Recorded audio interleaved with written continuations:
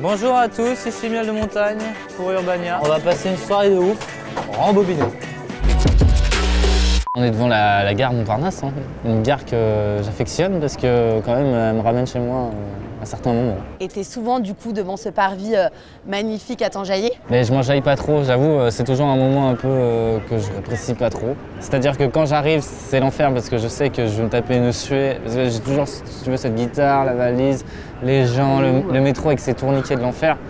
C'est juste chiant. Et puis je suis pas en mode taxi, je me la joue pas star, tu vois. Parce que en plus le taxi, ça me donne envie de vomir un peu. Le son de Miel de Montagne qu'on doit écouter dans une gare, c'est lequel? Relax le plexus. Milan, il y a un son qui s'appelle Je t'appelle, mais t'appelles qui? Je t'appelle. Donc t'as un son qui s'appelle On verra demain. On verra quoi demain? Si je loupe le train. Et là tu penses que tu vas le louper? Là on est bien parti pour, ouais. Et genre quand tu graffais genre dans ton passif, c'était où? Bah c'était à Niort. Hein. Et genre vous étiez allé en team genre...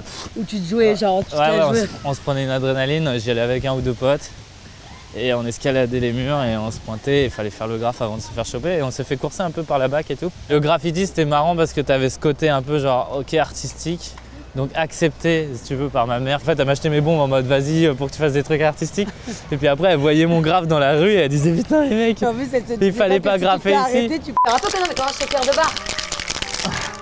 Ouais. Ok, vous êtes prêtes? Ouais.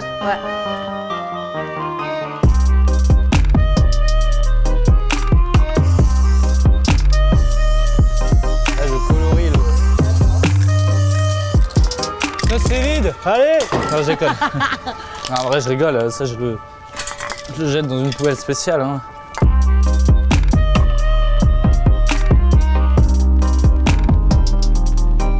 Et l'inspire en artiste, c'est qui? Dans les dessins, c'est Daniel Johnston, qui est un artiste de musique aussi, qui est décédé il n'y a pas longtemps. Qui a été connu grâce à Nirvana. Lui, c'est vraiment ma rêve première. Et il y a un gars aussi, j'adore ses petits dessins, c'est le mignonisme à 100%, c'est Benji Montero. Le mec qui fait des petits trucs comme ça sur Insta, c'est trop mignon.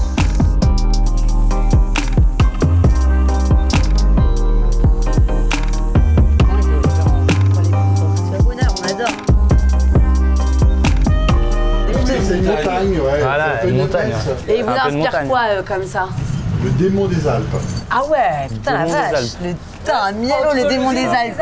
Il fallait que je trouve une photo de profil sur Facebook quand j'ai fait la première page. J'ai pris un stylo et j'ai dessiné la petite montagne. Et après, je me suis dit, ouais, trop bien. Je le garde.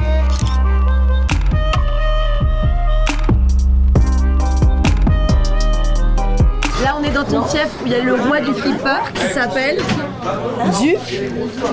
Je sais pas comment il s'appelle, mais ce mec est champion d'Europe. En fait, il y a une marque qui s'appelle William et Bali, et jusqu'au début des années 2000, ils en ont construit. Et ils sont un peu analogiques à l'ancienne. Mais c'est un peu comme le matos analogique de musique en fait. Ah ouais? C'est-à-dire t'as les pédales analogiques et les pédales numériques. Mais en vrai, maintenant, les pédales numériques, ils font des trucs de ouf et c'est trop bien. Mais les flippers, ils sont un peu restés vieux jeu, mais avec des composants modernes. Du coup, c'est un peu chiant. C'est trop facile. Le putain. Ah c'est pas moi. Ah Salut. Comme un hasard. T'as déjà perdu? Non, j'ai gagné. Ici Miel de Montagne. Si vous voulez voir ce qui s'est passé aujourd'hui, rembobinez.